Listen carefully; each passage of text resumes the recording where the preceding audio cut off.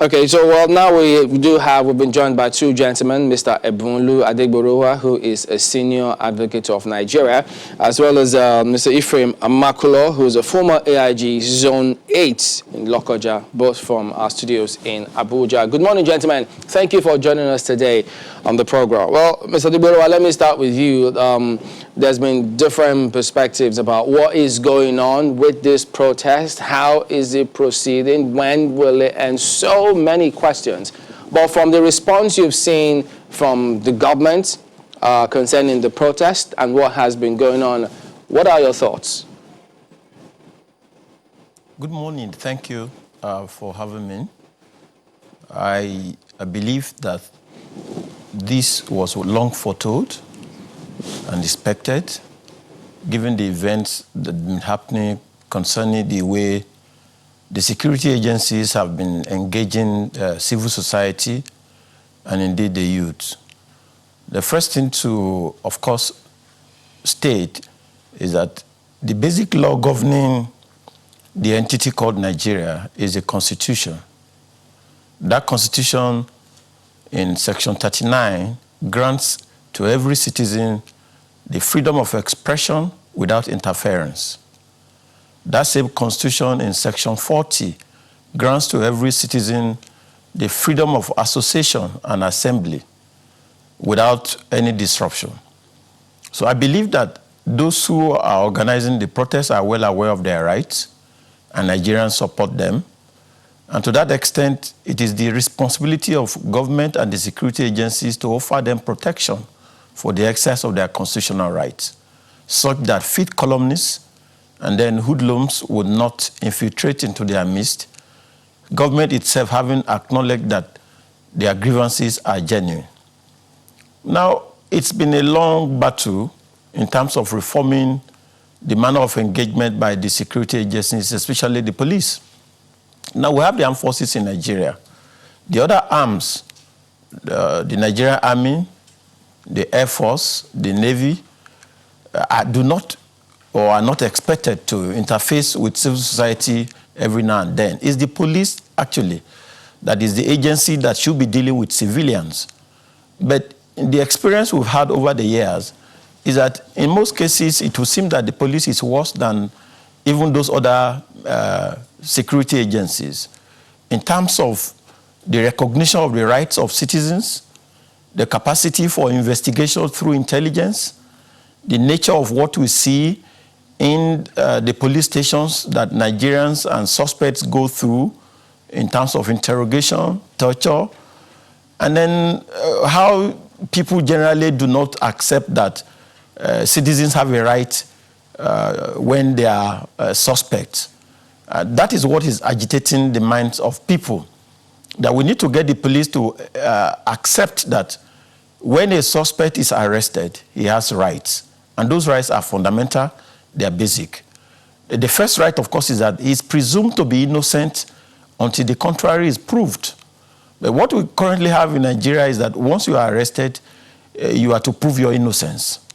And that is what is agitating the minds of the youth. That you see us with handsets, you see us with cars, and then you immediately conclude that people are not entitled to those facilities and amenities.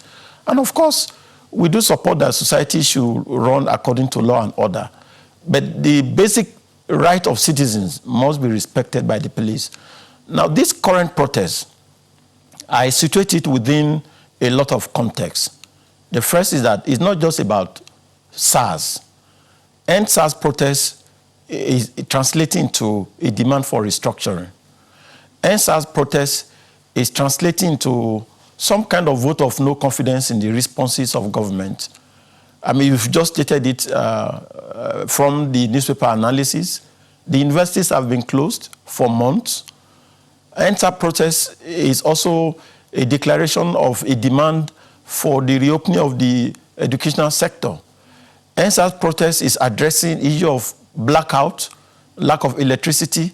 End SARS protest is addressing virtually all issues in our national life. And that's why it's important that government must understand it within that context. But of course, we must make an appeal to the organizers of the protest, as Mr. Femi Adesina has said. It must be peaceful, It must be civil. It must also recognize the rights of others in the entity called Nigeria. And so far, the protesters have kept within that bound, both in Lagos, in Abuja, and other parts of the country.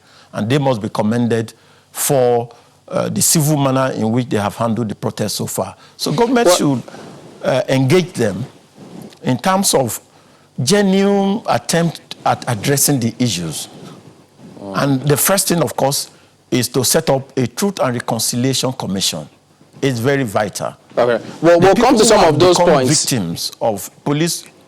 Yeah, pardon me. We'll come to some of those points as we progress. But pardon me. Let me bring in Mr. Amakulo on this one. Well, having seen the recent response from some of the protesters who say, well, we don't want SWAT. So they just think that, look, this is just the SARS with a different title. Some have different acronyms describing it. So in that context, was it a good idea for the police to have immediately come up with SWAT right after that dissolution of SARS? Thank you. I think the idea of SWAT doesn't really solve the problem. It's a matter that the legislature should be concerned about. For many years, they have grappled with the idea of community policing. So the police should, or rather the government should, widen the scope of their security architecture. It shouldn't be a matter for the police alone. There are these NGOs that are everywhere. Good enough, the civil defense is registering them under their program. If they are registered, then the government should engage them. If you recognize the existence of these NGOs, then engage them, look into them, and take the good qualities. There are good officers and men among them that you can pick and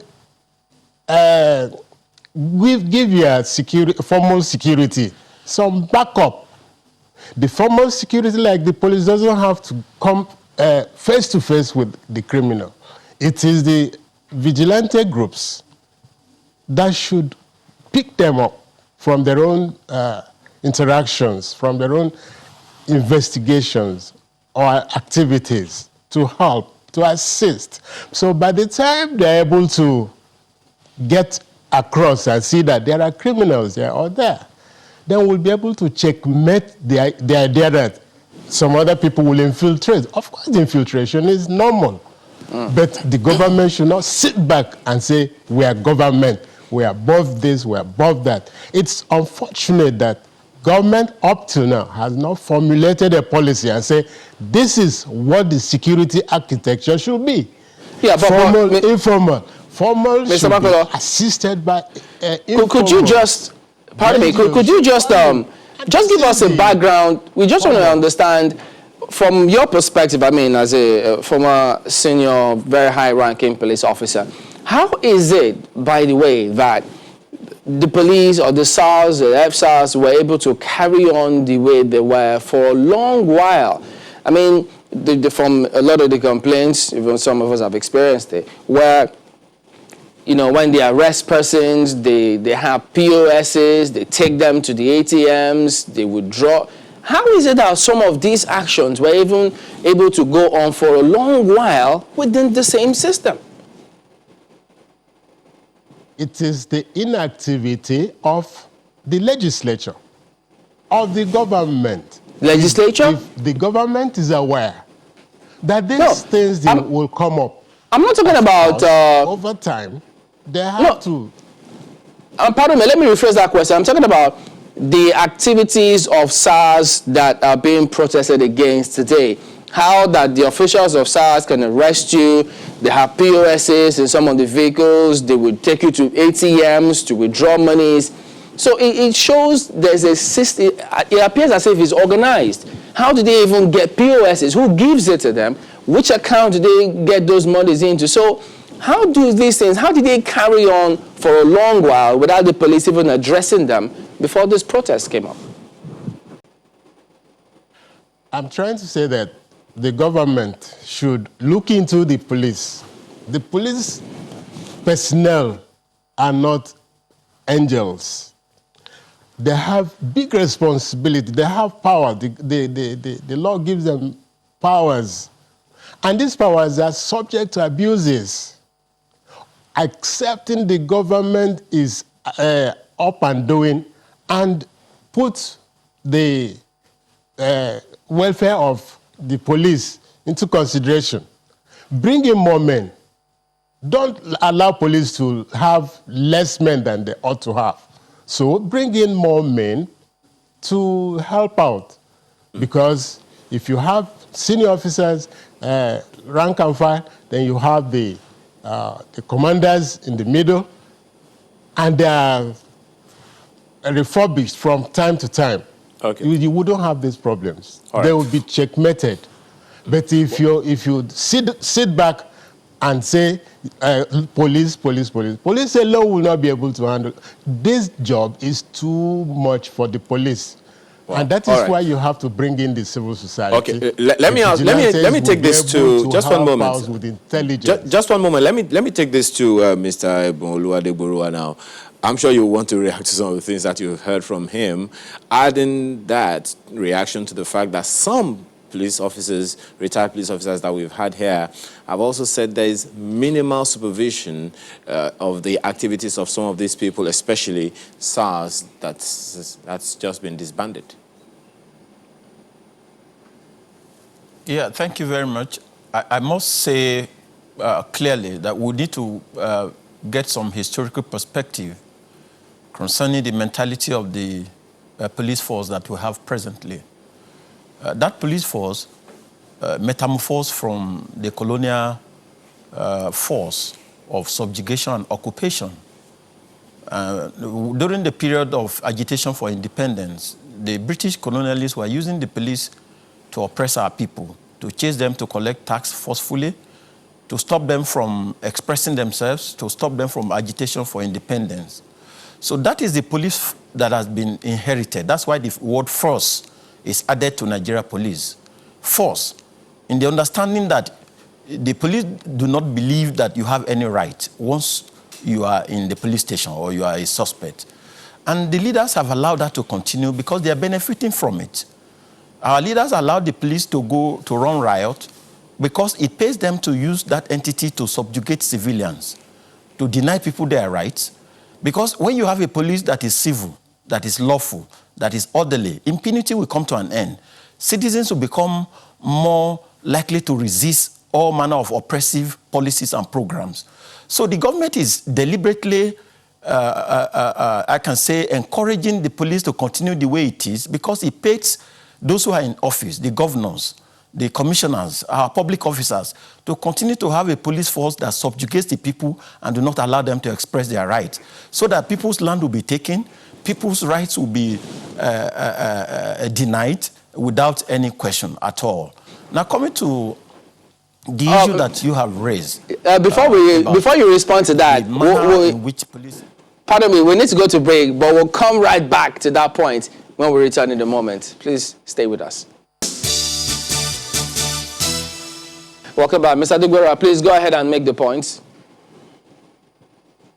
Yeah, so the point I make is that we must find a way to get the police to embrace investigation, to embrace community policing, to embrace law enforcement through gathering of intelligence.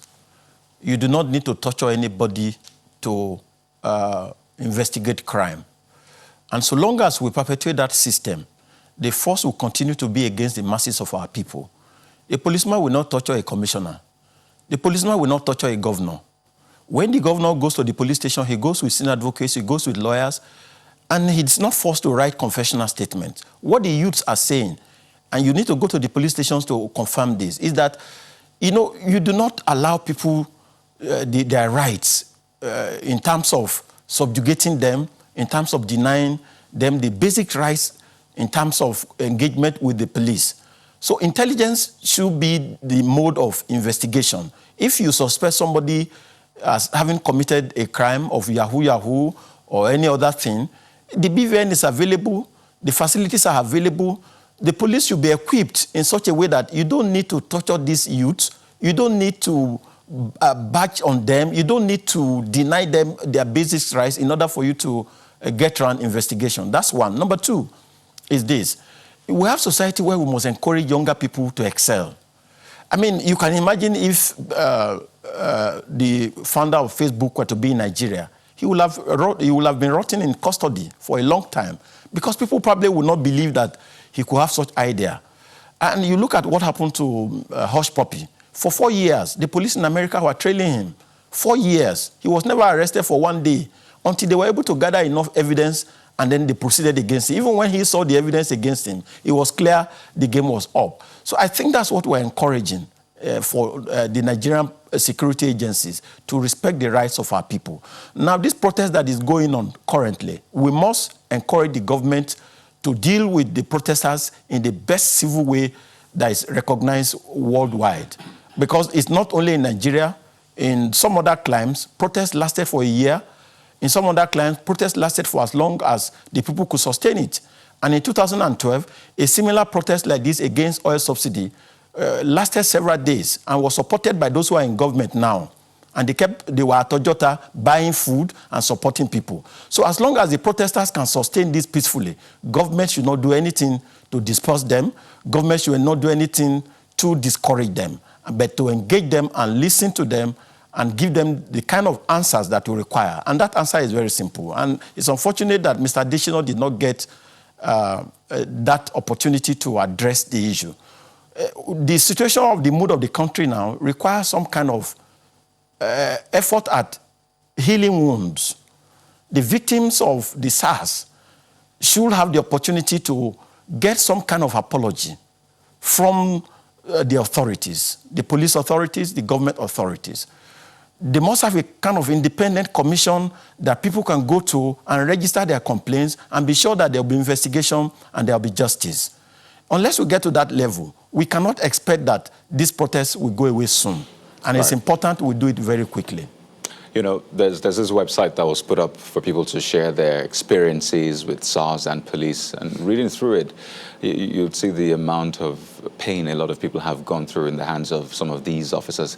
But Mr. Makulo, Mr. Adegborowa raised some issues which I'd like to take you up on. First, regarding protests. Now, we've seen, policemen shoot live rounds at protesters. Well, there was a case of the hot water, using water cannons and all that. But I'd like to get the understanding. What is the brief policemen get before going out for protests? Are they meant to go with live rounds, live bullets, or something else? Because we see this happen in other countries, and we see how protesters are treated. So you wonder, what is the kind of brief policemen get here?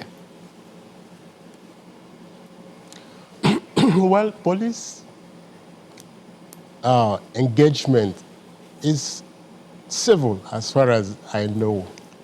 I was there for 30-something years, and I know police is very civil. The only problem we have is the government ready to re-equip the police with manpower, with logistics? The police has the system of a civil police service commission and the office of the Inspector General of Police. Are they working together cooperatively? If these processes are abused, if they are neglected, then we don't have much to solve when problems arise. What I'm saying is the legislature should be able to envisage this problem and make law so that they will be able to expand the scope of what my colleague is calling investigations and intelligence. That's taken, but I'm speaking specifically about protests. If you can hear me, I'm speaking specifically about protests. How should policemen handle protests? Should they go to protests with live arms? Should they go to protests with a shield? Or what? Because, like I said, we have seen cases. In fact, Amnesty International said 10 people have been killed so far in this, this spate of protests that we've seen over the days. So the question is, what kind of brief do policemen get before they go out for protests? They have intelligent briefs. like giving instructions. Don't be brutal, engage politely. But the people you are talking to, it depends on their level of education. If their education is poor, there's no brief you'll give them that they will make perfect of. So that means that the government should be ready to re-equip, get the police to bring in more men, more educated, better qualified people. And So, what I said about NGOs, there are NGOs in vigilante groups. Bring in these vigilantes so that in other police words, does not have the problem if of we get your point, interfacing are you immediately suggesting with that? society. Are you suggesting that if they don't bring in better educated people, you can change the name for as long as you want, you may likely get the same results? Yes. Training background before training is very, very important. That was a yes, right? I was a degree holder before I entered as a cadet ASP. While in the force, I read up to master's degree. I cannot be compared to the one who came in from the ranks. So I have a better temperament to be able to cope with whatever situations, and that is what is required. If the police has the capacity to depend on the quality of officers and men they have, of course they will handle protests better. But if you don't give that a priority, then you are likely to have brutality. It's a pity brutality has been in the forefront. But from what I knew, politeness is what it should be. So that you engage people and you discuss with them, you find out what is their problem. Well, I hope that point. Ready to listen. Well, that's a valid point that perhaps everyone should note. So the entry level perhaps for police should change if we need to get better results moving forward. But let me bring in Mr. Adegborowa on this one. There's this press release which was signed by Colonel Sagir Musa, who is the acting director, Army Public Relations, which was published on sent out on the 14th of October, and it was titled, "Nigerian Army remains resolute to the peace and stability of the nation," and it reads, "The Nigerian Army wishes to reassure law-abiding citizens that it is highly committed to the sustenance of peace, security, and defense of democracy in Nigeria. As a responsible law-abiding organization, the Nigerian Army reaffirms its unalloyed loyalty and commitment to the President, Commander-in-Chief of the Armed Forces of the Federal Republic of Nigeria, President Muhammadu Buhari, and the Constitution of the country. The Nigerian Army hereby warns all subversive elements and troublemakers to desist from such acts, as it remains highly committed to defend the country and hard democracy at all costs. The Nigerian Army is ready to fully support the civil authority in whatsoever capacity to maintain law and order and deal with any situation decisively. All officers and men are directed never to be distracted by anti-democratic forces and agents of disunity." Mr. Adegborowa, how does this come across to you? I think it's most unfortunate coming from the Nigerian Army at this time.